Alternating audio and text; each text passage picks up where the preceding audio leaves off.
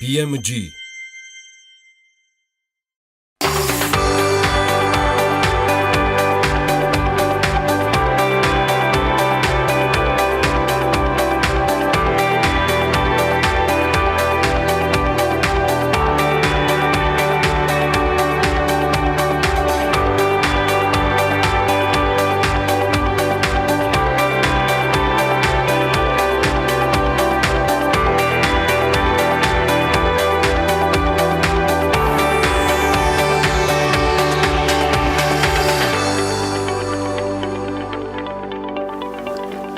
ლოს-ანჯელესში მცხოვრებმა ქართველმა მუსიკოსმა გიორგი მიქაძემ კიდევ ერთი დიდ წარმატებას მიაღწია დეტალები რამდენიმე წუთში.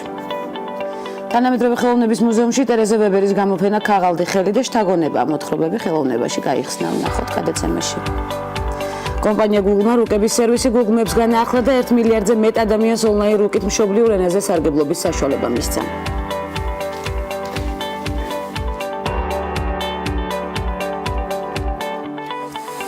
მსახიობი ელენა სატინი CBS-ის ახალ სერიალში Strange Angel რუპერტ ფრენთან ერთად ითამაშებს. სერიალის რიდლი სკოტის კინოსტუდია Scott Free Production გადაიღებს.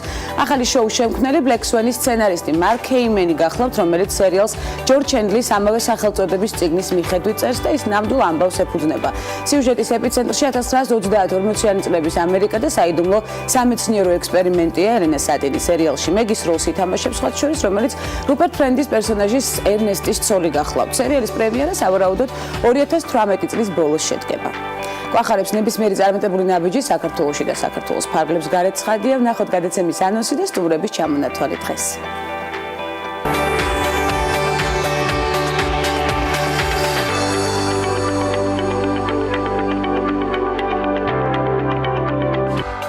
მორიგი ნარატივი და პარასკევი დღის სტუმრები. ნათია იორდანიშვილი, ეროვნული სატყეო სააგენტოს უფროსის მოადგილე.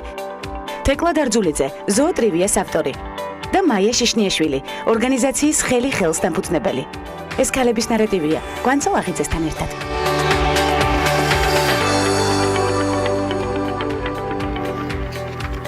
ლოს-ანჯელესში მცხოვრებმა ქართველმა მუსიკოსმა გიორგი მიქაძემ კიდევ ერთი დიდ წარმატებას მიაღწია. რამდენიმე დღის წინ მან კონტრაქტი გააფორმა მსახიობთან, პროდიუსერთან და 4 გრემის მფლობელ პოპ მუსიკის მეგა ვარსკვლავ ლი ჰონგთან, რომელსაც ჩინური პოპ მუსიკის მეფეს უწოდებენ, უკვე გაწერილია 2018-2020 წლის მსოფლიო ტურნე უდიდეს საკონცერტო სტადიონებსა და არენებზე სახელწოდებით Descendants of the Dragon. ლეგენდარული ლი ჰონგის მსოფლიო ტური 13 აპრილს იწყება. მეგა შოუ პეკინის ოლიმპიური სტადიონის კადილაკის არენით იწყება და კონცერტს საკუთარ გუნდთან ერთად დაესწრება საქართველოს სრულუფლებიანი ელჩი ჩინეთის სახალხო რესპუბლიკაში დავით აფციაურიც. გიორგი მიქაძეს მუსიკალური კრიტიკოსები პროფესიონალ და უნივერსალურ მუსიკოსს უწოდებენ, რომელიც ექსპერიმენტებს არ უშინდება და ყველა ჟანრისა და სტილის მიმდინარეობას სიღრმისეულად ფლობს. ამასობაში იუსტიციის უმაღლესი საბჭოს არამოსამართლე წევრის ნაზი ჯანიზაშვილის განცხადებით იმისთვის, რომ საბჭოს ხდომები არ დაიხუროს, მთავარია ეს საკითხი საკანონმდებლო წესით დარეგულირდეს. ნაზი ჯანიზაშვილი საბჭოს მოსამართლე წევრის სერგო მეთუფიჩუშვილის მოსაზრებას გამოეხმაურა, რომლის მიხედვით საბჭოს ხდომები უნდა დაიხუროს. ჯანიზაშვილი ფიქრობს, რომ იუსტიციის უმაღლესი საბჭოს ხდომის დახურვას საბჭოს წევრთა უმრავლესობა მხარს უჭერს. თბილისის მერის მოადგილე სოფო ხუნწარიამ ბიბლიოთეკარებთან გამართულ შეხვედრასთან დაკავშირებით კომენტარი გააკეთა. ხუნწარიას განცხადებით, ის ცხარე დისკუსიაში იყო ერთ-ერთ ბიბლიოთეკართან. მე უბრალოდ ცხარე დისკუსიაში ვიყავი კონკრეტულ ბიბლიოთეკართან, რომელიც 2 საათის მანძილზე ცდილობდა, რომ გადაეფარა ჩემი ხმა. ძალიან წყის და ძალიან არ მინდა მოხდეს ის, რომ ჩვენი ბიბლიოთეკარები გახდნენ წიგნთან მებრძოლები, იმიტომ რომ რეფორმა არის გარდაუვალი და შეურაცხმყოფელი არაფერი ყოფილი, განაცხადა ხუნწარიამ. თანამედროვე ხელოვნების მუზეუმში, როგორც უკვე გადაცემის საწყისში აღვნიშნეთ, ტერეზა ვებერის გამოფენა ქაღალდი ხელი და შთაგონება მოთხრობები ხელოვნებაში გაიხსნა. გამოფენის ფარგლებში 50-ზე მეტი ნამუშევარია წარმოდგენილი, რომლებიც მხატვარს სხვადასხვა ტექნიკით აქვს შესრულებული. ტერეზა ვებერი თანამედროვე შვეიცარიული ხელოვნების და paper art-ის ჟანრის ერთ-ერთი მნიშვნელოვანი წარმომადგენელია. გამოფენა 23 აპრილამდე გაგრძელდება და ცხადია მივადენებ თვალყურს ბოლნების განვითარებას. ძალიან მნიშვნელოვანი და საინტერესო გამოფენაა დამეთანხმებით ალბათ. მერკერის ცხოვრების დონის ინდექსის 2018 წლის შედეგის თანახმად ცხოვრების დონე თბილისი მსოფლიოში 187 ადგილზეა. 2017 წელს თბილისი აღნიშნულ რეიტინგში 204 ადგილზე იყო. საოცრად უნდა აღვნიშნოთ, რეიტინგი ჯამში მსოფლიოს 231 ქალაქს მოიცავს. ინფორმაციას Forbes-ის ქართული გამოცემა ავრცელებს. ინდექსი შემდეგი ინდიკატორებით შედგა: ეკონომიკური მდგომარეობა, სოციალურ-პოლიტიკური გარემო, ჯანდაცვა, განათლება, საჯარო მომსახურება, ტრანსპორტი, დასვენება, ასევე საყოფა ცხოვრება, საქონელი და სხვა. ცხოვრების დონის ინდექსი თერაყის დედა დედაქალაქი ბაღდადი მსოფლიოში ბოლო ადგილზეა, პირველ ადგილს კი ავსტრიის დედაქალაქი ვენა იკავებს. ვენა სიის სათავეში წელს უკვე მე-9 მოხდა, ცხოვრების ყველაზე მაღალი დონის პირველ 10 ქალაქს შორის 8 ევროპულია, ესეც აღვნიშნოთ, აქედან 3 ქალაქი გერმანიასა და შვეიცარიაში მდებარეობს. კომპანია Google-მა რუკების სერვისი Google Maps განაახლა და 1 მილიარდზე მეტ ადამიანს ონლაინ რუკით მშობლიურ ენაზე სარგებლობის საშუალება მისცა.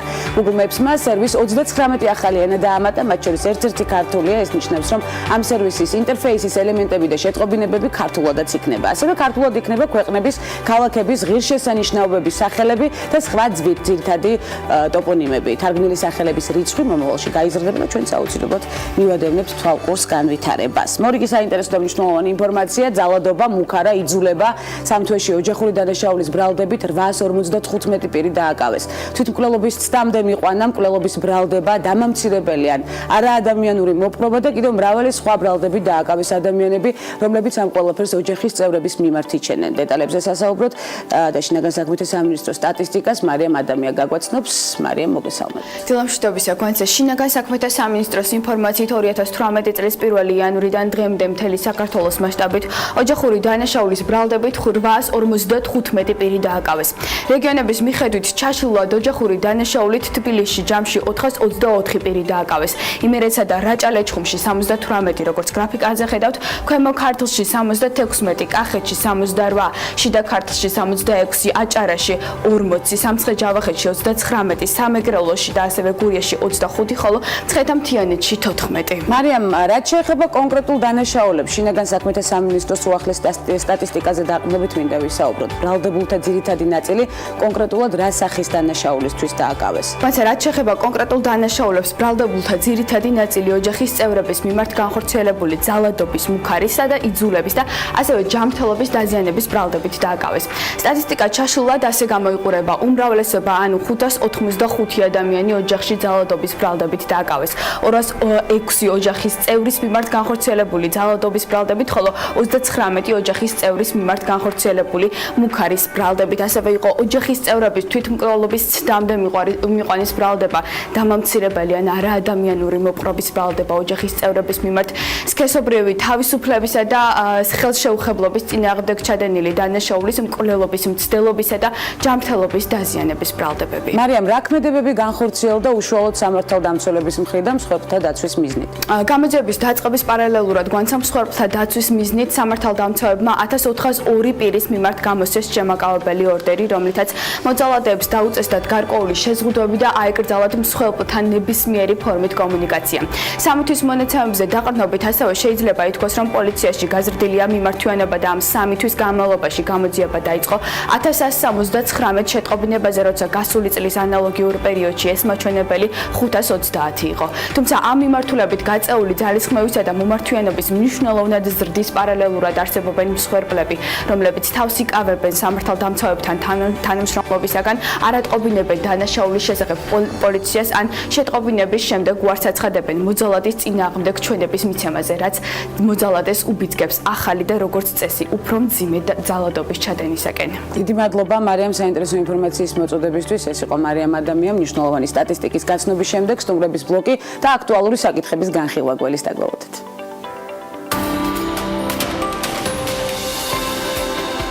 ბარონესა მარგარეტ ჰილდა ტეტჩერი, იგივე რკინის ლედი, გაერთიანებული სამეფოს პრემიერ-მინისტრი და კონსერვატიული პარტიის ლიდერი, მე-20 საუკუნის ყველაზე ხანგრძლივი ვადით არჩეული პრემიერ-მინისტრი და 2016 წლამდე ამ პოსტზე ერთადერთი ქალბატონი იყო. მეცახელი რკინის ლედი მის უკომპრომისო პოლიტიკასა და ლიდერობის სტილთან ასოცირდებოდა. მან დანერგა პოლიტიკა, რომელიც ცნობილი გახდა როგორც ტეტჩერიზმი. ტეტჩერი 1925 წლის 13 ოქტომბერს ინგლისის პატარა ქალაქ გრენთემში დაიბადა. მარგარეტ რობერტსი 1930 წლის 3 სექტემბერს ზოგად საგანმანათლებლო სკოლაში შეიყვანეს. 1941 წლისთვის ის ნოტინჰემის უნივერსიტეტსა და ლონდონის უნივერსიტეტის ბედფორდ კოლეჯში სწავლობდა. მოგვიანებით კი მიზანს მიაღწია და სამერვილის სტუდენტიც გახდა. მარგარეტ რობერტსი ჯერ კიდევ კიდევ სტუდენტობის პერიოდიდან ჩაება პოლიტიკურ საქმიანობაში და ოქსფორდის უნივერსიტეტის კონსერვატორთა ასოციაციის წევრიც გახდა. მალე ის ასოციაციის პრეზიდენტად აირჩიეს. ეს მის ცხოვრებაში ერთ-ერთი პირველი დიდი წარმატება იყო. 1947 წელს მარგარეტს მეორე კლასის მეცნიერებათა ბაკალავრის ხარისხი მიენიჭა, რის შემდეგაც დაიწყო მისი პოლიტიკური საქმიანობა. 1974 წელს ჩაეყარა საფუძველი ახალი კონსერვატორების კონცეფციას, რომლის ლიდერიც მარგარეტ ტეტჩერი გახდა. 1979 წელს ტეტჩერი პრემიერ-მინისტრი გახდა. 1983-87 წლებში აირჩიეს მეორე ვადით. სწორედ ამ პერიოდში ტეტჩერი საქართველოს ეწვია და იმდროინდელ მაღალ ჩინოსნებს შეხვდა. ამავე წლის არჩევნებზე ტეტჩერი მესამე ვადით აირჩიეს. რკინის ლედი ასე ეწოდება ბრიტანულ-ფრანგულ ბიოგრაფიულ დრამას, რომლის პრემიერაც 2011 წლის 30 დეკემბერს შედგა. ტეტჩერის როლს მსახიობი მერილ სტრიპი ასრულებს. რკინის ლედი 2013 წლის 8 აპრილს 87 წლის ასაკში გარდაიცვალა. დიდი ბრიტანეთის ახალ და უახლეს ისტორიაში სამი ვადით არჩეული პრემიერ-მინისტრი არ ყოფილა. ამ მხრივ მარგარეტ ტეტჩერმა კიდევ ერთი რეკორდი მოხსნა.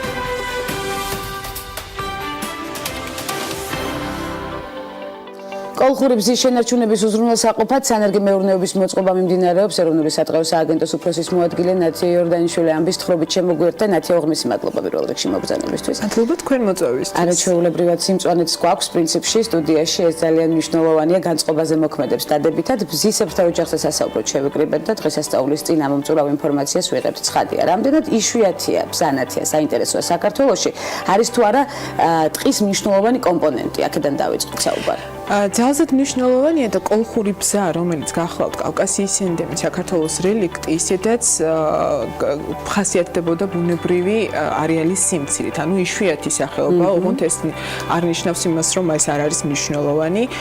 განსაკუთრებით კოლხური ტიპის ტყის მნიშვნელოვანი ელემენტია ჩვენი ეკოსისტემისთვის, ჩვენი ტყის ბიომრავალფეროვნებისათვის და სამწუხაროდ ბოლო რამოდენიმე წელია ისედაც გადაშენების საფრთხის წინაშეა და მოწყვლადი სახეობა, იმიტომ რომ ეს ასეთი ძვირფასია. და გახლავთ ამავდროულად წითელი ნუსხი დაცული სახეობა, დადგა კიდევ უფრო მძიმე პრობლემების წინაშე. ერთის მხრივ ეს გახლავთ მავნებელი და დაავადება, რომელიც ანადგურებს ნარგაობას და რაც ყველაზე სამწუხაროა ბუნებრივ მტერს ჩვენც ვემატებით ადამიანები და განსაკუთრებით ბზობის წინ დღესასწაულის უკანონოდ მოპოვება ტყეში. უკანონოდ მოპოვება ტყეში. აქვე მინდა შეგახსენოთ, რომ ჩვენ ძალიან ბევრი წელია განსაკუთრებით დღესასწაულის წინ კამპანიას აქტიურს ვხდით და მოსახლეობას კიდევ ერთხელ მოუწოდებთ და ვახსენებთ თუ რამდენად მნიშვნელოვანია მათი თანადგომა და მათი დახმარება იმ საქმეში, რასაც ჩვენ ვცდილობთ, რომ სახეობის შენარჩუნებისთვის გავაკეთოთ. საბედნიეროდ რიგი სასიკეთო ტენდენციები არსებობს, მინდა ვთქვა, თუნდაც სტატისტიკას უკანონოდ მოპოვებისას თუ გადავხედავთ წინა წლებში და თუნდაც გასული 1 წლის და წლევანდელ საკმაოდ სასიკეთო შედეგებია, თუმცა ეს არ არის საკმარისი, კვლავ პრობლემად რჩება უკანონოდ მოპოვება, დაზიანება ნარგაობის. თუმცა ცნობიერება მაინც იცვლება და ცნობიერება იცვლება, იზრდება. ჩვენ მოხარულები ვართ, რომ ამით სხვათაშორის მედიის როლი ძალიან დიდი ამაში და მინდა ვისარგებლო შემთხვევით და მადლობა გადაგიხადოთ. და იმედია, რომ მომავალში კიდევ უფრო გონივრულები გავხდებით გარემოსადმი და არა მხოლოდ ბზის სახეობას, რომელსაც ნამდვილად სჭირდება ამ ეტაპზე ჩვენი ძალისხმევა, გაერთიანებული ძალისხმევა, არამედ ზოგადად ბუნებასთან და გარემოსთან, გარემოსდაცვით თემებთან დაკავშირებით ვიქნებით უფრო ჩართულები და აქტიურები. და სატელევიზიო პლატფორმა სწორედ ამ მიმართულებას, რაც ნამდვილად ძალიან მნიშვნელოვანია და ძალიან ბევრი მიმართულება დამოკიდებული, ცხადია სწორედ ამაზე. უდიდეს პრობლემას წარმოადგენს კი ბატონო ბზის უკანონოდ მოპოვება ტყეში, ამაზეც ვისაუბრეთ და დაავადებები ახსენეთ. ნათია, რა პირობები სჭირდება სწორედ ბზის ჯანსაღ გავრცელებას და დაავადების აღმოფხვას, როგორც ვიცით, სხვადასხვა მიმართულებით ვრცელდება ასევე დაავადებები, მაგალითად ბზის ალურა, გამიგია კი კიდევ ერთი ხელის შემშლელი ფაქტორი, რომელსაც მიუწვდომელ ადგილებში პრინციპში ვერც ვებრძვით. რა პრევენციებისთვის ემზადებით? მინდა გითხრათ, რომ ბზის ხმობა ჯერ კიდევ 2007 წელს დაფიქსირდა საქართველოში და მისი გამომწვევი მიზეზი თავდაპირველად გახდათ დაავადება. სამწუხაროდ, აი ამ დაავადების წინააღმდეგ ეფექტური ბრძოლის საშუალება ჯერჯერობით მეცნიერების მხრიდან რეკომენდირებული არ არის, თუმცა მიმდინარეობს ცდები, მიმდინარეობს ლაბორატორიული და საველე ტესტირება და ჩვენ იმედი გვაქვს, რომ უახლოეს მომავალში ეს საშუალება გვეცოდინება. რაც შეეხება ალურას, რომელიც თქვენ ახსენეთ, ეს გახლავთ პეპელა, მავნემწერი, 2014 წელს დაემატა და მან გაცილებით მეტი ზიანი მიაყენა ვიდრე დაავადებამ, ისედაც უკვე შერყეულ, ასე ვთქვათ, ნარგაობას. ამის წინააღმდეგ ჩვენ 2016 წლიდან მუშაობთ ბიოლოგიური საშუალებით, რადგან ტყესთან გვაქვს საქმე, რადგან გარემოსთან გვაქვს საქმე, აუცილებელია რომ აქ არა მხოლოდ მავნებელს ვებრძოლოთ, არამედ ეკოლოგიური წონასწორობა შევინარჩუნოთ და ამიტომ მხოლოდ ბიოლოგიური საშუალებით ვებრძვით, იწამლება ტერიტორიები დაახლოებით 500 ჰექტარზე მეტი ფართობი. ეს გახლავთ სამეგრელო ზემო სვანეთის, იმერეთის, გურიის რეგიონებში, სამწუხაროდ რაჭა-ლეჩხუმის რეგიონში ჩვენ წინა წლებში არ გვქონდა დაფიქსირებული და გასულ წელს აქაც დაფიქსირდა მავნებლის გავრცელება და ეს ტერიტორიებიც დაემატა ჩვენს სამუშაო არეალს და საბედნიეროდ აი ამ წამლობების შედეგად გვაქვს რიგი ჯერ დასამშვიდებლად საქმე ნამდვილად არ გვაქვს. კამპანიები გრძელდება? თუმცა არის კარგი შემთხვევებიც, რადგან ზოგიერთ ტერიტორიაზე უკვე გამხმარ ნარგაობაში რეგენერაცია შეიმჩნევა. ეს არის მნიშვნელოვანი, რომ წინ გადადგმული ნაბიჯები შეიმჩნევა და ტყუილად და ფუჭად არ არის ჩავლილი არც კამპანიები და არც სხვადასხვა აქტივობები. სახლის პირობებში თუ შეიძლება ბზის მოვლენად. აი სწორედ ეს არის ძალიან მნიშვნელოვანი, რომ ბზის გამრავლება და სახლის პირობებში მისი აღზრდა არის ძალიან მარტივი. და ჩვენ ყოველ წელს ამიტომაც ვცდილობთ, რომ მოსახლეობას კიდევ ერთხელ შევახსენოთ და ავუხსნათ აი ეს მარტივი წესები. ერთი თუ თესლით გამრავლება საკმაოდ დიდი დრო სჭირდება და დიდხანს უნდა ველოდოთ შედეგს. კალმით გამრავლება, რაც გულისხმობს ბუჩქიდან და ბზარი გახლავთ დეკორატიულადაც ძალიან მნიშვნელოვანი და ყველა სეზონში შეიძლება შევხვდეთ. აი ამ ჩვენი ეზოში ან ქალაქში არსებული ბუჩქიდან 7-12 სანტიმეტრის ყლორტის აღებით და მისი დაფესვიანებით, რომელიც 2-3 თვეში უბრალოდ ქოთანში ყვავილების მიწაში ან ტორფში თუ ჩავრგავთ აი ამ ტოტს, ხო, ის უკვე დაფესვიანდება 2-3 თვეში ჩვენ შეგვიძლია ქოთანში გადავიტანოთ. ძალიან ბევრი წელი გქონდეს სახლში, დღესასწაულსაც ამ ცოცხალი მცენარით შევხვდეთ და არა მოჭრილი ტოტებით. აი აქ გვაქვს ნათელი მაგალითი არაჩვეულებრივი სიმწვანე ჩვენ სტუდიაში. საწყო სააგენტოს როდიდან შეუერთდით ნათია, საინტერესოა თქვენი სამუშაო გამოცდილებაც. მე სექტორში ვმუშაობ უკვე 14 წელზე მეტია. განათლებით მეტყევე გახლავართ, რაც ხშირად კითხვას იწევს ხოლმე, იმიტომ რომ ქალი მეტყევები სამწუხაროდ ძალზე ცოტა, არა მხოლოდ საქართველოში, ზოგადად პროფესიაში, მსოფლიოს მასშტაბით. ერთგვარი ბარიერი გაქვთ გადალახული და სტერეოტიპი დამსხვრეული შეიძლება ასე ითქვას. შეიძლება ასე ითქვას და მე მიხარია სხვათა შორის ამ ბოლო პერიოდში, ბოლო რამოდენიმე წელია გოგონები უფრო და უფრო მეტად ინტერესდებიან აი ამ პროფესიით, თუნდაც ქართველი გოგონები და რამოდენიმე ქართველი სტუდენტი გოგონას ვიცნობ აი ამ ფაკულტეტზე, ვინც სწავლობს და ეუფლება მეტყევის პროფესიას და მათგან რამოდენიმე სუხსენებია, რომ აი რომ შევატყვეთ, რომ ქალებს აქ შეუძლია ამ სფეროში მუშაობა, დაძლიეს ეს სირთულეები, მოდით პირდაპირ ვთქვათ, რომ ეს არ არის პირდაპირ ქალისთვის ადვილი, შეიძლება ადვილი პროფესია იყოს, მათ მიეცათ სტიმული და კიდევ უფრო დაინტერესდნენ ამ პროფესიით. იზრდება. ჩართულობაც იზრდება და მე მიხარია, რომ აი ეს უფრო და უფრო მაღლა იწევს ეს ინტერესი. ცხადია, ეს ინტერესი ნამდვილად უნდა აიწიოს მაღლა, ჯერ ერთი იმიტომ, რომ ბუნებასთან ურთიერთობა ერთ-ერთი ძალიან მნიშვნელოვანი ფაქტორია ცხოვრებაში, ზოგადად პროფესიულ წარმატებაში და ცხოვრებისეულ ნებისმიერი მიმართულების წარმატებაში, თქვენც ალბათ უამრავი მცენარე გაქვთ სახლშიც, იმიტომ რომ ანტიდეპრესანტია ჩემთვის მაგალითად მცენარეებთან ურთიერთობა. მცენარე ნამდვილად უამრავი მაქვს სახლში, თუმცა ვერ ვიტყვი, რომ ეს მთლად ჩემი დამსახურება, რადგან სამწუხაროდ სახლში ჩემი დროის ყველაზე მცირე მონაკვეთს ვატარებ, ამიტომ ასე ოჯახის სხვა წევრები ზრუნავენ. ჩემი მცენარები ძირითადად ტყეშია, სადაც ჩემი სამუშაო პერიოდის ძირითად ნაწილს ვატარებ. ანუ თქვენი კოლეგების რაოდენობა იზრდება, ქალი კოლეგების რაოდენობა, ეს ძალიან გვახარებს, ჩვენ მომდევნო გადაცემებშიც აუცილებლად შევეხებით, სწორედ ამ მიმართულებას არაერთხელ იქნებით ჩვენი სტუმარი ცხადია. წინასწარ გილოცავთ ბზობას და აღდგომას, რა თქმა უნდა და მომავალი წლის შეფასებასაც იმედია ერთად მიმოვიხილავთ, იმიტომ რომ აქაც იქნება ალბათ კამპანიების თვალსაზრისით და უკვე შედეგი წინ გადადგმული ნაბიჯები. ნათია იორდანიშვილი, ეროვნული სატყეო სააგენტოს უფროსის მოადგილე სტუმრობდა გადაცემას ქალების ნარატივი, უღმესი მადლობა მას საინტერესო და მამოტივირებელი ნარატივისთვის. მცირე სარეკლამო ბლოკის შემდეგ ბრუნდებით მორიგ საინტერესო სტუმრებთან ერთად დაგვალოდით.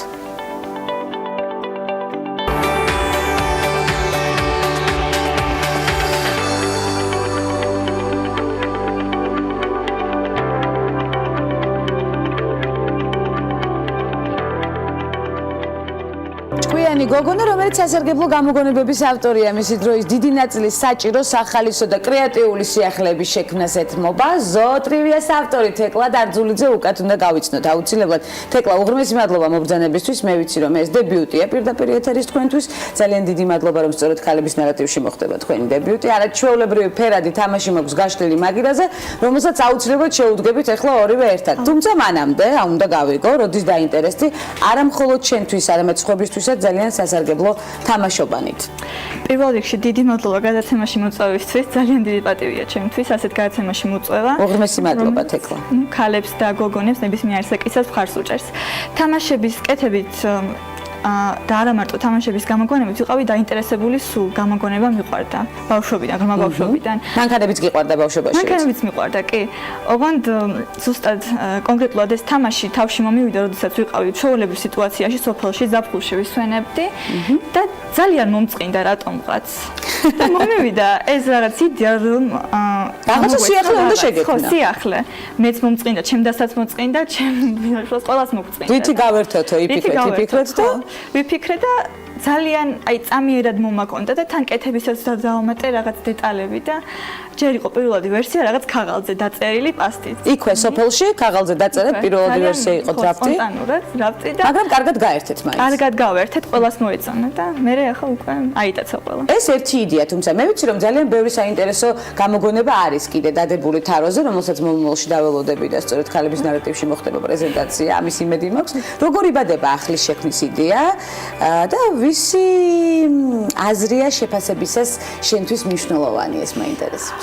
ჩემთვის ძალიან მნიშვნელოვანია ჩემი დის აზრი, იმიტომ რომ ძალიან კრიტიკულად ვაფასებს ყველაფერს, რასაც ქმნიან, რასაც მოვიწონებ და ეს თამაში, როდესაც მომეწონა, ძალიან სიურპრიზი იყო ჩემთვის, იმიტომ რომ არ მიწონებს ხოლმე ხშირად, მაგრამ მოვიკითხავთ, შენ დაიკოს არაჩვეულებრივს კრიტიკულს, შემდეგშიც აუცილებლად ვისაუბრებთ სხვადასხვა გამოგონებებზე უკვე თქვენ დაიკოსთან ერთად ეთერში, ისაც შეაფასებს, რამდენად მნიშვნელოვანი და საინტერესოა სწორედ ასეთი ტიპის თამაშების გამოგონება და რამდენად ავითარებს სხვადასხვა ბავშვის, სხვადასხვა ასაკობრივი ჯგუფის ბავშვის გონება. ზოოტრივიას თამაშის წესები უნდა ავხსნათ ახლა პირდაპირ ეთერში.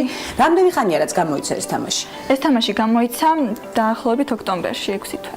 და მომხმარებელთა აქტივობა ძალიან დიდია, როგორც ვიცი, უკვე იყიდება სხვადასხვა მაღაზიაში. ახალი თამაშისთვის ძალიან კარგად იყიდება, ბიბლუში იყიდება, პეპელაში, ცეროდენაში და ვიბრაში. ყველგან იყიდება ზოოტრივია, ეხლა ჩვენ აგვიხსნის ტექნიკო, როგორ მნიშვნელოვანად და საინტერესოდ აი ესეთი ტიპის თამაშია, მინდა ვაჩვენო კარგად ჩვენს მაყურებელს. მინდა რომ კარგად დაინახოს, რამდენად სახალისო და ფერადი თამაშია და ცხოველები, ვისაც უყვარს და ფრინველები და მწერები და არა მხოლოდ აუცილებელი мотиваციაც გვაქვს. მე ვხედავ ემოუჯებს კიდევ, აქვე გრაფებია ძალიან საინტერესო, არის საკვები, არის შეფერილობა, არის ადგილები. ცხოველები, ფრინველები და მწერები, ხო? ბარათებზე. როგორ ხდება თამაში? როგორ ხდება? ვარიგებთ ამ ბარათებს, ამობრუნებულს. ამობრუნებულს, რა თქმა უნდა, არ უნდა დავინახოთ რა ხატია. ის არის ზედა მხარე, ანუ ის რით ზემოთ ვიდებთ შუბლზე. ისე რომ ისიც ზემოთ ვიდებთ შუბლზე, კი ბატონო. ასეთი თამაშები მახსენდება შუბლზე დასადები თამაშები ჩემს ბავშვობაში. სახალისოა.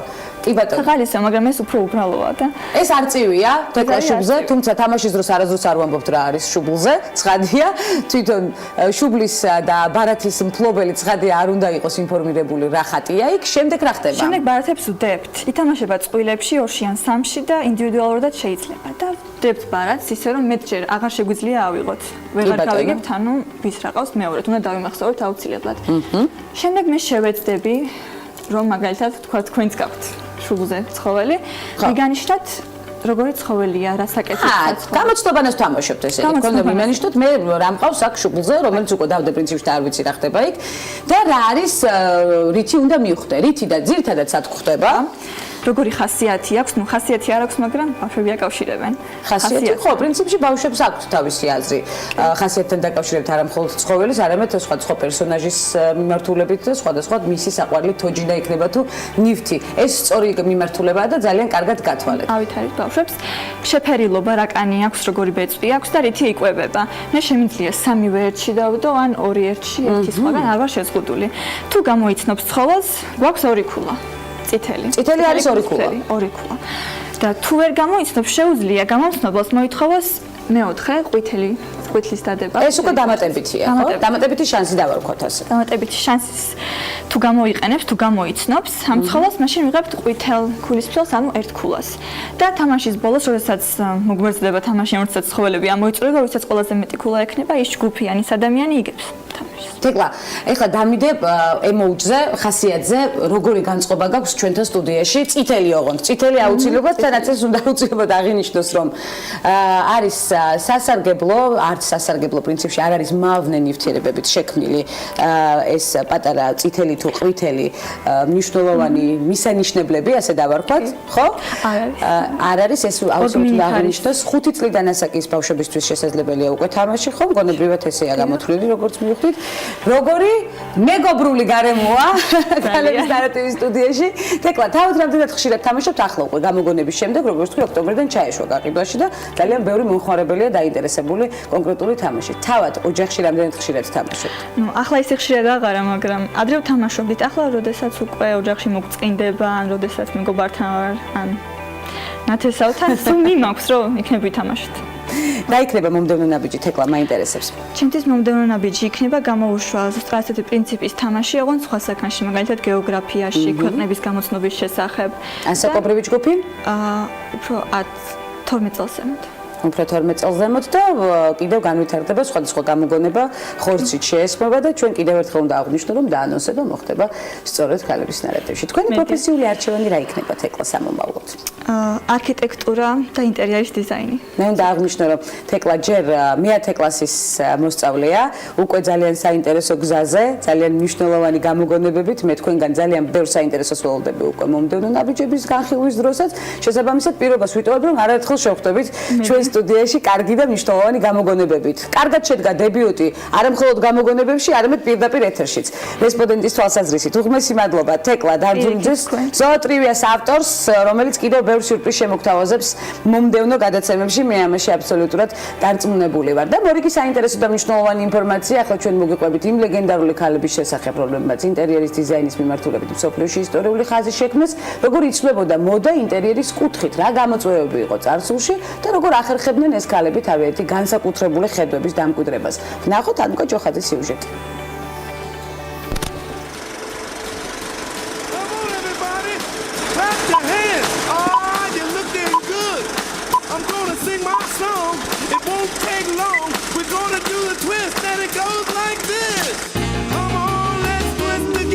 ამერიკული დიზაინის ისტორიაში ერთ-ერთი გავლენიანი ინტერიერის დიზაინერი დოროთი დრეიპერია.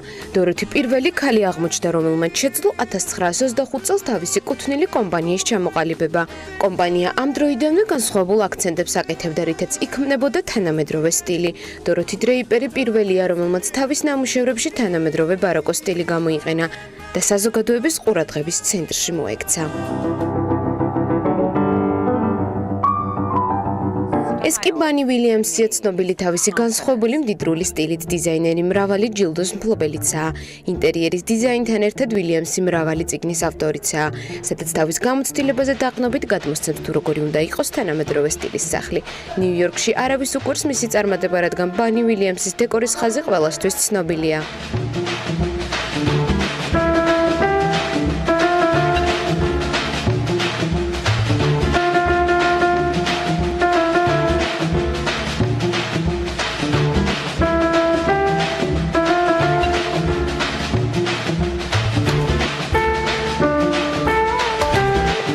იტალიაში კი ყველა მიცის გაბრიელა კრეშპის ავეჯი. კრეშპი ერთ-ერთი პირველი იყო, რომელმაც მონაკოს პრინცესის დროის არქიტექტურა შეისწავლა.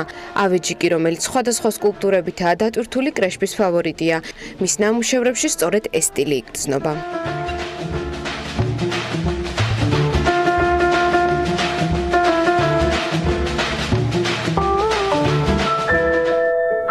Hi, I'm Patricia.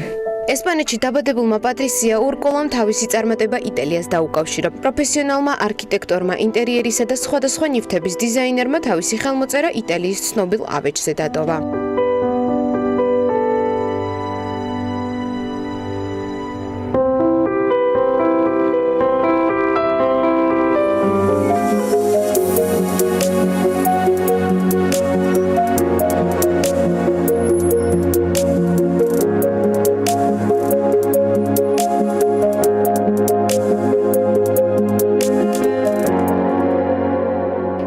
დიზაინერი ზაჰა ჰადიდი კი პირველი ქალი გახდა, რომელმაც პრიცკერის არქიტექტურის პრიზი მოიპოვა. ზაჰა ჰადიდი იყო ალბათ ყველაზე ორიგინალური, ინოვაციური და შორსმჭრდელი დიზაინერი. ზაჰა ჰადიდს ყოველთვის მოიხსენიებენ როგორც უდიდეს ქალ არქიტექტორს.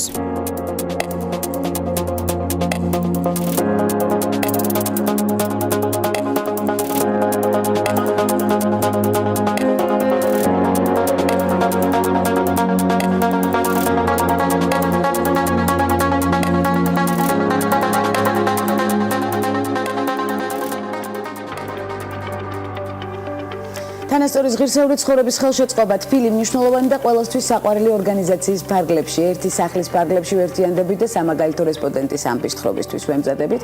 ორგანიზაციის ხელი ხელს დამფუძნებელი მაია შიშნიაშვილი გადაცემის სტუმარია. მაიკო, მოგესალმებით. უღრმესი მადლობა მოგზანებისთვის პირველ რიგში. ნამდვილად როგორც კი გხედავთ, ყოველთვის ეგრევე მოტივაცია მიმაღლდება და დარწმუნებული ვარ, ასე იქნება ჩვენი ნებისმიერი მაყურებელიც. მადლობა მოგზანებისთვის და დროის გამონახვისთვის პირველ რიგში. დიდი მადლობა თქვენ მოწვევისთვის. 2010 წელს შექმნილი ორგანიზაცია და ბევრი თბილი ხელი. რამდენად ბევრი პროექტის ორგანიზება მოახერხეთ ამ ხნის განმავლობაში, მაიკო, და იყო თუ არა სახელმწიფოს ან კერძო სექტორის ხელშეწყობა? 2010 წლიდან პრინციპში აქედან დავიწყეთ სერიოზული სამუშაო ახალი სერვისის გასაჩენად საქართველოში და როგორც შემდგომში აღმოჩნდა, არა მხოლოდ საქართველოში, პრინციპში მთელს რეგიონში ეს იყო პირველი, რაც ხელი ხელს ორგანიზაციამ გააკეთა ეს შეზღუდული შესაძლებლობის მქონე პირების დამოუკიდებელი ხელშეწყობის მიზნით. ეს არის საოჯახო ტიპის საცხოვრისის სერვისი შექმნა და ამ სერვისის შესაქმნელად პრინციპში ყოველწლიურად რამოდენიმე პროექტს ვახორციელებდით, იმიტომ რომ როდესაც მთელი სერვისი იქმნება, რომელიც არ არსებობს, მანამდე არ არსებობდა საქართველოში, ნაბიჯ მივდიოდით და ყველა მიმართულებით, ასე ვთქვათ, ვტეხდით ყამირს, როგორც ადრე ამბობდნენ ხოლმე და ვიწერდა ბრძოლა, არა მხოლოდ თვითონ სერვისის სწორად ორგანიზების თვალსაზრისით, ასევე არარსებული პროფესიის გაჩენის და განვითარების თვალსაზრისით, იქ მომუშავე პერსონალის გაძლიერების თვალსაზრისით, ასევე ვმუშაობდით აი ამ სფეროს შემდგომში უკვე სტრატეგიული განვითარების, ასევე ხარისხის ამაღლებისთვის მონიტორინგის სისტემის შექმნის თვალსაზრისით და ასე შემდეგ. ანუ ვიმუშავეთ ყველაფერზე, რაც საჭირო იყო სერვისის განვითარებისთვის და შემდგომში ვფიქრობ, რომ ეს ყველაფერი, საკანონმდებლო ცვლილებები, სატრენინგო მოდულები, თვითონ სერვისი მიეხმარება სხვა დანარჩენ მომსახურე სფეროში არსებულ ორგანიზაციებს, ან შემდგომში რომ დაარსდება ეს ორგანიზაციები, რომ მსგავსი გააკეთონ თვითონაც. თქვენი ორგანიზაციის მთავარი სამომავლო მიზანი რა არის, მაია? რას ემსახურება ორგანიზაცია?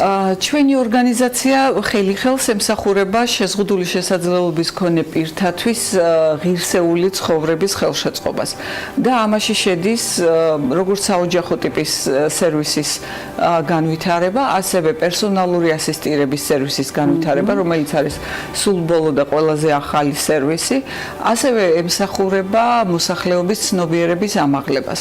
ჩვენ ვფიქრობთ, რომ ამ მიმართულებით და პლუს ამას ჩემი ერთ-ერთი პროფესია ამ მიმართულებას ამ მიმართულების განვითარებაში მეხმარება და ვფიქრობთ, რომ ეს არის სამი ძირითადი მიმართულება, რომელსაც ამ ეტაპზე ვხედავთ. თუმცა სჭირდება მეტად განვითარება და დანერგვა საქართველოს მასშტაბით. თუმცა წინასწარ დასაწყისში, როდესაც აი ჩვენს ორგანიზაციას ვაფუძნებდით, მაშინ ძირითადად საოჯახო ტიპის საცხოვრებელზე ვფიქრობდით 18 წლის ზემოთ და ვერაფრით იმ პერიოდში არ ვფიქრობდი, რომ ბავშვებთან ვიმუშაობდეთ. თუმცა დრო მოიტანა და გვიჩვენა, რომ პირველ რიგში ჩემმა შვილმა მაჩვენა, რომ ანუ დასასრული არასოდეს არ არის. მანამდე სანამ ჩვენს ქვეყანაში საჭიროა და საკმაოდ მწვავე უკმარისობა არის სხვადასხვა ტიპის მხარდამჭერი სერვისების ჩვენი ორგანიზაცია ალბათ იდგება მოწინავეთა რიგში. ეს არის მთავარი მიზანი და რა თქმა უნდა დღითი დღე იზრდება სწორედ გვერდში დგომის და ხელშეწყობის მიმართულებები ეს გვახარებს ძალიან სწორედ ამ აქტივობების ამ კამპანიების ამ წინ გადადგმული ნაბიჯების ფონზე თქვენ დიდი მადლობა სწორედ ამისთვის ჩამოთვალეთ პროფესიები თქვენ ეთერში არა ეთერს გარეთ მე მოვკარი ყური ძალიან მნიშვნელოვან მიმართულებებს და თქვენი CV-ის მონაცემების გაცნობისას ძალიან ბევრ საინტერესო მიმართულებას მივაგენი. მე მინდა თქვენი პირველადი პროფესიული არჩევანიდან განვაგრძოთ თქვენი პროფესიული გზა უკვე, რომელიც ძალიან ბევრ და მნიშვნელოვან ნაბიჯს მოიცავს და დღევანდელ დღემდე. ახლაც თუ ინარჩუნებს სწორედ იმ პოზიციებს და რომელ სამსახურს უწყობს ხელს სწორედ აი ამ მნიშვნელოვანი პროექტების განხორციელებისას. შემდეგ გასაკვირად ყველაფერი ერთმანეთთან კავშირშია. თითქოს თავიდან შეიძლება არ დამეკავშირებინა, მაგრამ ესე მოხდა, რომ ერთი მეორეს აძლიერებს. დავამთავრე თბილისის სახელმწიფო სამედიცინო უნივერსიტეტი პროფილაქტიკური მედიცინის განხრით. მე გახლავართ ექიმი პროფილაქტიკოსი, ექიმი ეპიდემიოლოგი, დასაწყისში სწორედ ამ სპეციალობით მუშაობდი იმუნიზაციის საკითხებზე. თუმცა მოგვიანებით მივხვდი, რომ მას შემდეგ რაც კარიერაში ცოტა წინ წავიწიე და ძირითადად საზოგადოებრივი ჯანდაცვის მენეჯმენტით გავხდი დაკავებული და ამ სფეროს მაგისტრიც გავხდი, მივხვდი, რომ საზოგადოებასთან ურთიერთობა ძალიან მნიშვნელოვანი აღმოჩნდა იმისთვის, რომ სწორედ საზოგადოებისთვის, ანუ ქვეყნის მოსახლეობისთვის შექმნილი სახელმწიფო სერვისებით მოსახლეობას აქტიურად ესარგებლა. შეიძლება გაგიკვირდეთ რა, როდესაც საუბრობთ სერვისების ხელმისაწვდომობაზე, ძალიან დიდი წილი არის სწორედ მოსახლეობის ინფორმირებულობა ზე დამოკიდებული, რამდენად კარგად მოიხმარს აი ამ სერვისებს. ანუ მხოლოდ პრობლემა არ არის მხოლოდ ის, რომ სერვისი არ არსებობს. ზოგ შემთხვევაში სერვისები არსებობს, მაგრამ მოსახლეობის გარკვეულმა ნაწილმა არ იცის. და მივხვდი, რომ ამ მიმართულებით საკმაოდ სერიოზული სამუშაო იყო. სხვა შემთხვევაში უბრალოდ წარუმატებელი იქნებოდა საზოგადოებრივი ჯანდაცვის სხვადასხვა პროგრამა და სწორედ ამ მხრივ გადავწყვიტე, რომ ცოტა უფრო მეტი მესწავლა.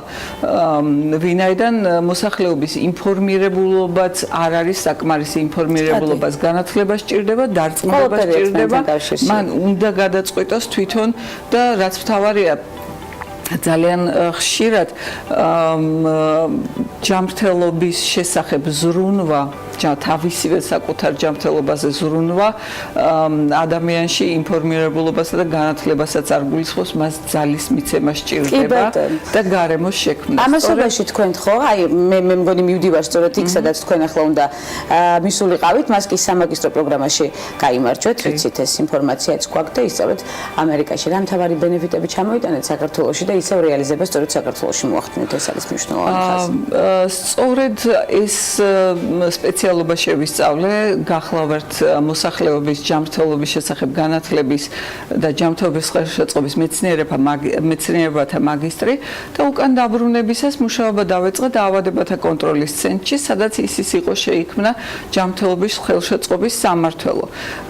და პრინციპში მე მომეცა საშუალება, რომ სწორედ ის თანამედროვე მიდგომები და მტკიცებულებაზე დაფუძნებული, ანუ მეცნიერებაზე დაფუძნებული მიდგომები გამომეყენებინა პრაქტიკაში და შემექმნა სამმართველო და სამმართველოს შიგნით საქმიანობა წამემართა ისე, რომ ეს სამმართველო თვითონ გამხდარიყო მოდელი უკვე მთელი საქართველოს მასშტაბით, თუ როგორ უნდა გაკეთებულიყო ჯანმრთელობის შესახებ მოსახლეობის ინფორმირებულობა და სხვადასხვა კამპანიები როგორ განხორციელებულიყო.